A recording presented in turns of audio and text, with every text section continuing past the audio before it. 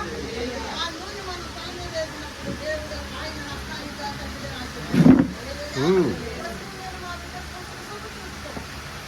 అది దేవుని చిత్తం.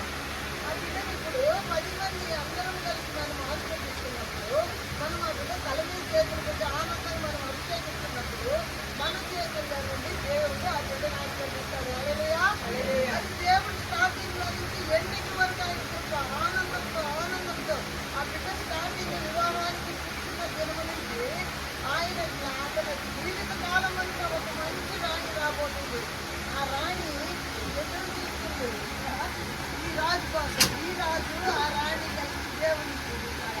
అలాగే దేవదేవుని మనం అందరము ఈ చిన్న సన్నివేశంతో దేవుడు మన అందరి చేతుల ద్వారా బిడ్డని అభిషేకిస్తాడు. ఆ బిడ్డను ఆశీర్వదిస్తాడు. అలాంటి మంచి గొప్ప మనసు మనంతా మాట్లాడుతున్నాము.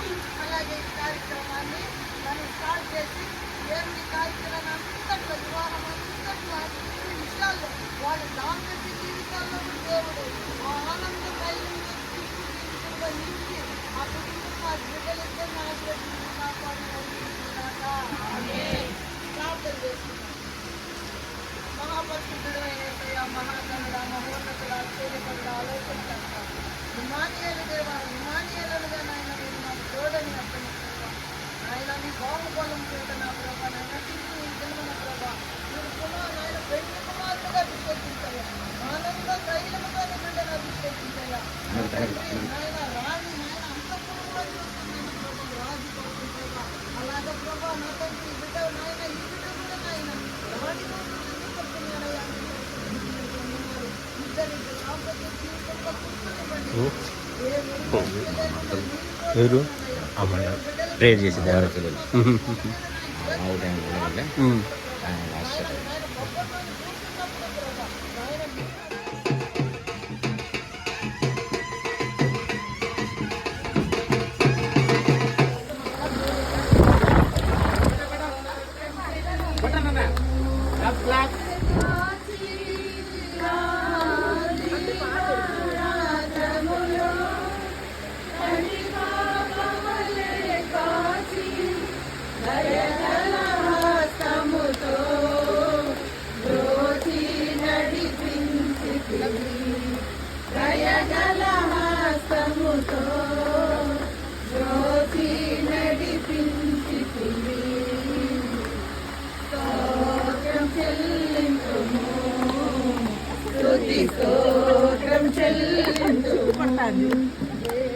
యేసునాథుని మేలులు తలంచి, యేసునాథుని మేలులు తలంచి స్తోత్రం చెల్లించు. పలు శోధనలు రాగా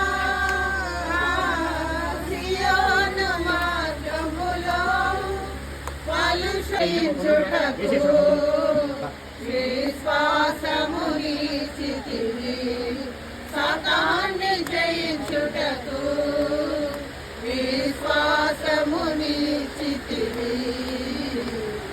స్తోత్రం చెల్లింతుము, స్తుతి స్తోత్రం చెల్లింతుము. యేసునాథుని మేలులు తలంచి, యేసునాథుని మేలులు తలంచి స్తోత్రం చెల్లింతుము, స్తుతి స్తోత్రం చెల్లింతుము.